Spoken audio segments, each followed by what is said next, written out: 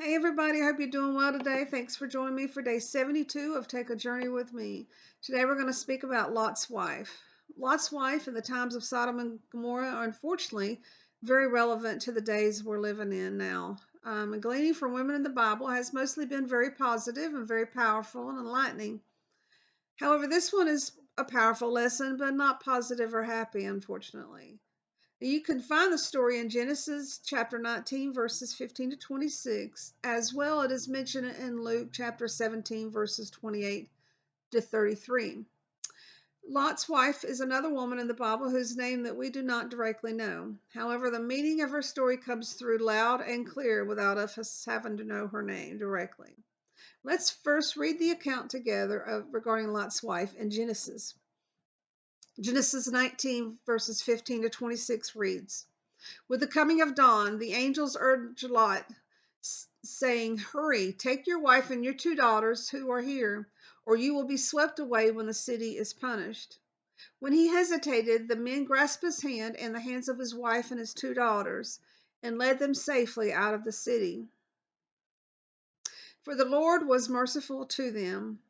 As soon as they had brought them out, one of them said, flee for your lives, don't look back, and don't stop anywhere in the plain. Flee to the mountains, or you will be swept away. But Lot said to them, no, my lords, please. Your servant has found favor in your eyes, and you have shown great kindness to me in sparing my life. But I cannot flee to the mountains. This disaster will take me over, and I will die. Look, there is a town near enough to run to, and it is small. Let me flee to it. It is very small, isn't it? Then my life will be spared. He said to him, very well, I will grant this request too. I will not overflow the town you speak of, but flee there quickly, because I cannot do anything until you reach it. That is why the town was called Zor. By the time Lot reached Zor, the sun had risen over the land. Then the Lord rained down burning sulfur on Sodom and Gomorrah from the Lord out to the heavens of the heavens. Thus he overthrew those cities and the entire plain, destroying all those living in the cities, and also the vegetation in the land. But Lot's wife looked back, and she became a pillar of salt. Thanks be to the Lord. Sodom was tremendously a sinful place, just tremendously sinful place.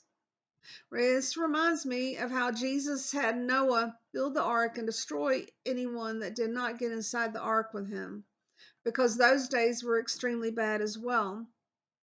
However, God said he would not do this in the same manner as he did with the ark and the floods. Again, this account is Noah's ark is found in Genesis chapter 9, verses 9 through 17. Lot's wife from Sodom,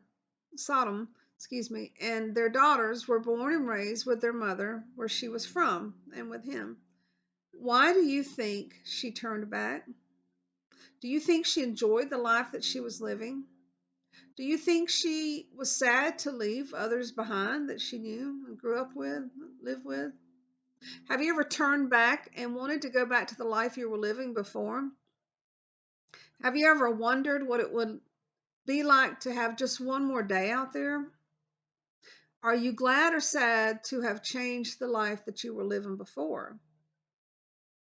The reference in the New Testament to Lot's wife is found in the book of Luke, chapter 17, verses 29 to 33, and it reads, but the day Lot left Sodom, fire and sulfur rained down from heaven and destroyed them all.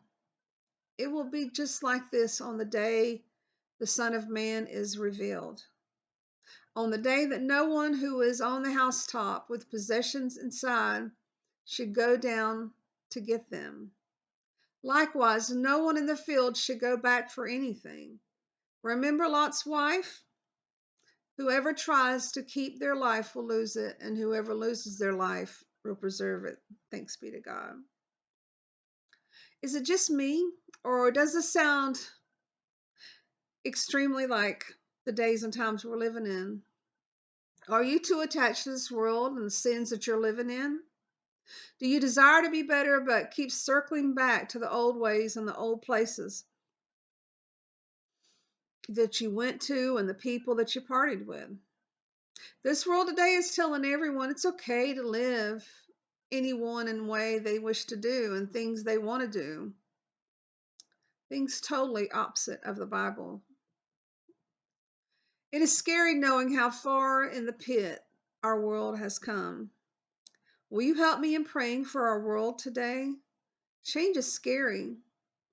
I know. I changed a lot from who I was years ago. I hardly recognize that person. But it is scarier to know Jesus is coming back, and I wouldn't be prepared for him. We need to forgive ourselves for our past lives, our past ways, and learn from our mistakes. And ask God to save us from ourselves so that we do not turn around as Lot's wife did and turn into pillars of salt.